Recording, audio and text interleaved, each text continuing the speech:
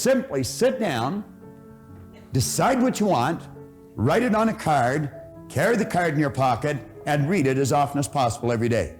Now, keep in mind, I was earning $4,000, I owed $6,000. I was sitting in a fire hall at the time, and I wrote on the card that I was going to have in my possession by New Year's Day of 1970, $25,000. Now, I wrote that on the card in 1960. You know, the idea of having $25,000, it was sort of a fantasy. I don't think there was $25,000 in the whole fire hall at the time. Now, I wrote that in the card in 1960. Keep in mind, I gave myself a decade to pull this deal off. I really didn't believe it was going to happen. But I found out a couple of things. I found if you write a lie on a card and you read it often enough, you're going to start to believe it. And you know, William James, back around the turn of the century, he said, believe, and your belief will actually create the fact. Well, I did what he suggested. I read this card every day. I'd carry it around and I'd just keep reading it. And one day, one of the guys in the fire hall got a hold of it and they pulled the card away and they passed it all around. Everybody started to laugh. Proctor's going to get rich. I had a chap in a seminar the other day that he said the same thing had happened to him. He was in a seminar and he got one of these gold cards and they passed it around at work and he said, everybody laughed at me, but he said, I'm winning. Now, I didn't read the card in front of anyone any longer, but I kept reading it. I'd go to the bathroom, and I'd sit in the toilet and lock the door, and I'd read the card. Or I'd be driving down the street, and I'd come to a traffic light, and I'd haul the card out, and I'd read it. Now, something very funny happened to me.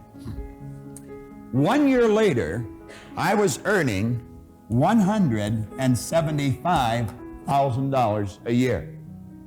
Now, that's an enormous change, and it went well beyond $1 million in a year.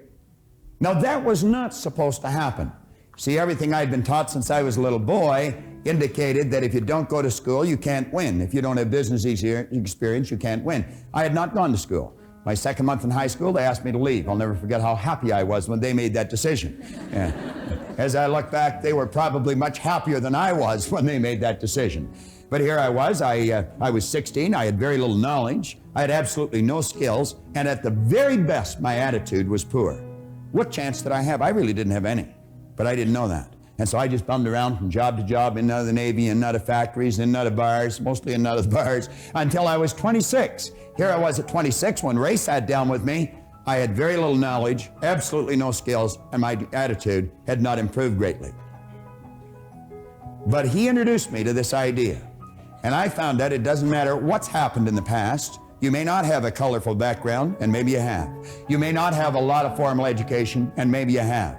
But it really doesn't matter.